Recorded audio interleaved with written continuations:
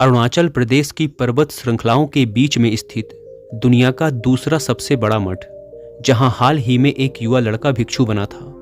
एक दिन प्रधान भिक्षु और वह नवयुवक भिक्षु देश भ्रमण पर निकल पड़े। दोनों कई गांवों और शहरों से होकर गुजरे, अनगिनत लोगों से मिले और उनके जीवन से जुड़े अनुभव साझा किए। एक दिन अचानक तेज बारिश और तूफान ने उन्हें रास्ते में रोक लिया। आश्रय की तलाश में वे एक नज़दीकी धर्मशाला में पहुंचे। धर्मशाला में उपस्थित सभी लोग बारिश के सुंदर नज़ारे का मजा ले रहे थे। कुछ हंसी मजाक कर रहे थे तो कुछ गर्म चाय की चुस्कियों का आनंद ले रहे थे। लेकिन धर्मशाला का प्रबंधक, जो कोने में बैठा हुआ था, एकदम अलग दुनिया में खोया हुआ था। उसके चेहरे पर गहरी चिंता की रेखाएं थीं, जैसे कोई भारी बोझ उसे अंदर से खाए जा रहा हो। प्रधान भिक्षु की नज़र उस प्रबंधक पर जा टिकी। उन्होंने ध्यान से उसको देखा और पास जाकर शांति भरे स्वर में पूछा, तुम इतने उदास क्यों हो? इस मौसम की खुशियां तुम तक क्यों नहीं पहुंच पा रही? पहले तो उस व्यक्ति ने भिक्षु की बातों को टालने का प्रयास किया, लेकिन थोड़ी बहुत इधर उधर की बातों के बाद उस व्यक्ति ने अपनी असल समस्या बतानी शुरू की। व्यक्ति ने कहा, मैं जो भी करता हूँ उसमें कुछ ना कुछ गड़बड़ हो ही जाती है। इतनी तो मेहनत कर रहा हूँ, फिर भी कहीं अच्छा काम नहीं मिल पा रहा है और ना ही ढंग से घर की ज़रूरतें पूरी कर पा रहा हूँ। मेरी बीबी मेरे दोनों बच्चों के साथ अपना मन मारकर रहती है कि एक दिन तो सब अच्छा हो जाएगा। ना मैं अच्छा पिता बन पाया और ना ही अच्छा पति। व्यक्ति की ये बात सुनकर शिष्य से रहा नहीं गया और उसने व्यक्ति से पूछ लिया कि तुम कहीं किसी और अच्छी आमदनी वाले काम की तलाश कर रहे हो या नहीं? इस पर व्यक्ति ने कहा, इसका कोई फायदा नहीं होगा। मुझे ज़्यादा आमदनी वाला काम नहीं मिल पाएगा, क्योंकि आजकल ये इतना आसान नहीं है और इतनी महंगाई में छोटी से छोटी ज़रूरतों के लिए भी एक मोटी रकम चुकानी होती है। ऐसे कैसे जिंदगी कटेगी? व्यक्ति के मुंह से ये सारी बातें सुनने के बाद प्रधान भिक्षु ने एकदम शांत स्वर में कहा, तुम्हारे मन में बहुत बोझ है ना? जैसा सोचा था वैसा नहीं है, इसीलिए। व्यक्ति ने कहा, हाँ, आप सही कह रहे हैं। मैं हर दिन इसी चिंता में उलझा रहता हूँ। मेरे दिमाग में हर वक्त यही चलता रहता है कि मैं भी कहीं भाग जाऊँ इन सब से दूर। आप भिक्षुओं की जिंदगी हम सबसे तो अच्छी ही है कि कोई भी चिंता और तनाव नहीं है आपके पास। व्यक्ति की बात शिष्य को भी सही लगी।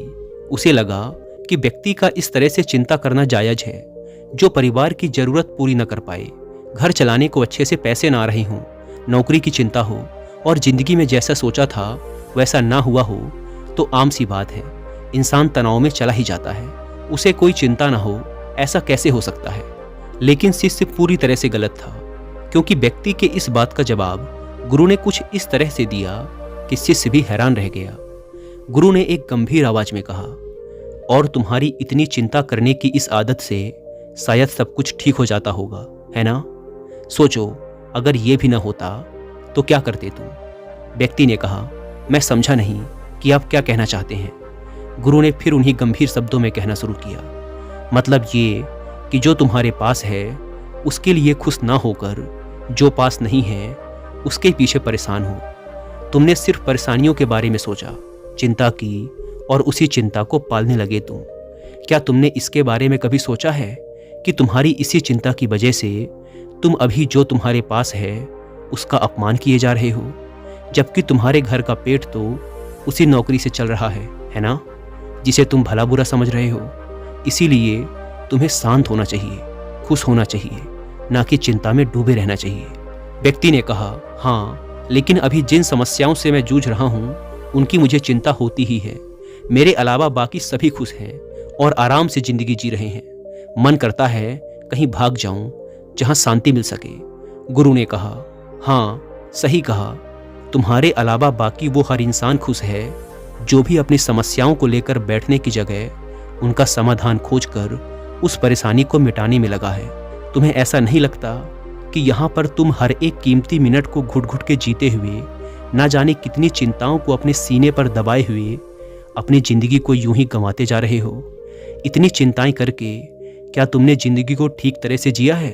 व्यक्ति ने कहा, लेकिन आप ही बताइए गुरुजी, कोई इंसान ऐसा कैसे हो सकता है कि उसकी जिंदगी में कोई चिंता, कोई तनाव, कोई मायूसी नहीं होगी?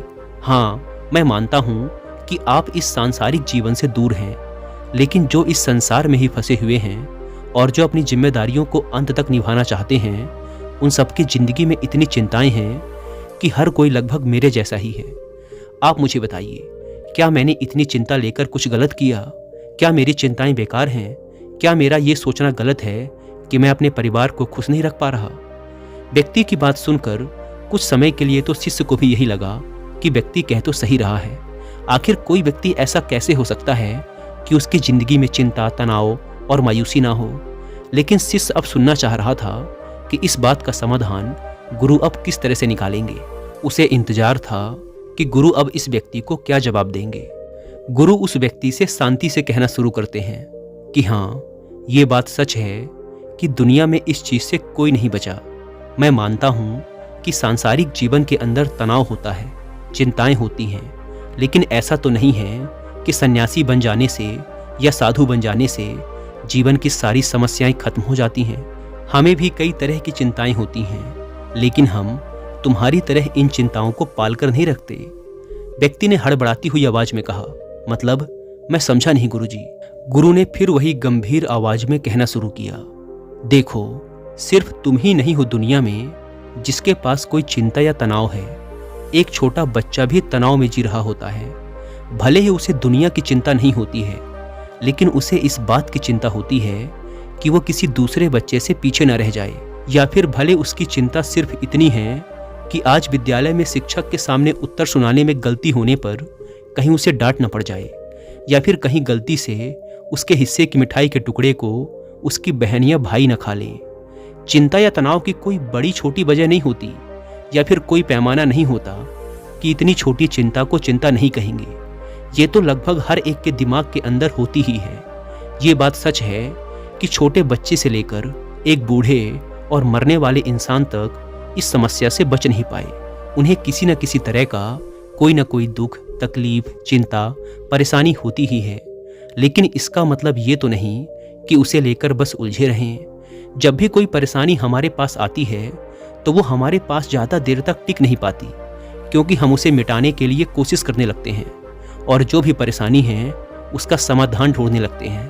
अगर तुम्हारी भाषा में कहूँ तो तुम्हारी हर समस्या का समाधान तुम निकाल सकते हो, बजाय इसके कि उस परेशानी को अपने दिल और दिमाग और साथ ही शरीर के अंदर घर देने से और उसे हर दिन चिंता देते हुए पाल पोस कर बड़ा करने से कहीं ज़्यादा बेहतर है कि तुम उस परेशानी के आने के बाद उसका समाधान निकालने की ओर अपना दिमाग लगाओ। देखो, चिंता चिता के जैसी होती है।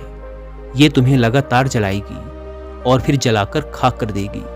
इसीलिए जब भी कोई चिंता या तनाव तुम्हारी जिंदगी में आए तो उसका समाधान निकालने की कोशिश करो। उसे लेकर रोते रहने से या फिर हमेशा चिंता में झुलसते रहने से कुछ भी हासिल नहीं होता है। अगर ये चिंताएं तुम्हारी जिंदगी में नहीं आएंगी तो जिंदगी तुम्हें अच्छी नहीं लगेगी, क्योंकि अंधेरे के बाद जब उजाला आता है तो उसकी अहमियत ही दूसरी होती है। इसीलिए जिंदगी में ये चिंताएं आना भी जरूरी हैं। ये हमेशा ही कुछ सिखाकर और तुम्हें मजबूत बनाकर जाती हैं। इसीलिए अब से चिंता में जीना बंद कर दो और अपने इस बचे हुए समय को खुशी खुशी बिताओ। इतनी उलझी हुई समस्या जो इस समय हर इंसान के आसपास घूम रही है, उसका इतनी आसानी से हल निकलता हुआ देखकर शिष्य और वह व्यक्ति दोनों पूरी तरह से हैरान थे। व्यक्ति को बौद्ध भिक्षु की बातें सुनकर ऐसा महसूस हुआ कि शायद हम सभी ने अपनी जिंदगी को कुछ ज़्यादा ही मुश्किल बनाया हुआ है। हर इंसान को कहीं ना कहीं इन सब बातों का पता होता है, लेकिन हम फिर भी चिंताओं में डूबे रहते हैं और अपनी जिंदगी को जलाते रहते हैं। उसने सोचा, शायद ये बौद्ध भिक्षु या फिर कोई भी सन्यासी इसीलिए इतनी शांत और इतनी सुलझी जिंदगी जीते हैं क्योंकि वो जिंदगी की उलझनों में छुपी हुई एक उम्मीद की किरण को आसानी से देख पाते हैं, क्योंकि वो उसी उम्मीद की किरण को देखना चाहते हैं जो जिंदगी को और भी ज़्यादा सुलझा हुआ बनाती है। व्यक्ति को बौद्ध भिक्षु की बातों से एक नई ऊर्जा मिली और समस्याओं को देखने का एक नया नजरिया। उसने निश्चय किया कि आज से वह समस्याओं को लेकर परेशान होने की बजाय उनका समाधान खोजने में अपना ध्यान लगाएगा। दोस्तों, उम्मीद है कि आपको यह वीडियो पसंद आई होगी। अगर वीडियो पसंद आई तो वीडियो को लाइक और चैनल को सब्सक्राइब भी कर सकते हैं। धन्यवाद।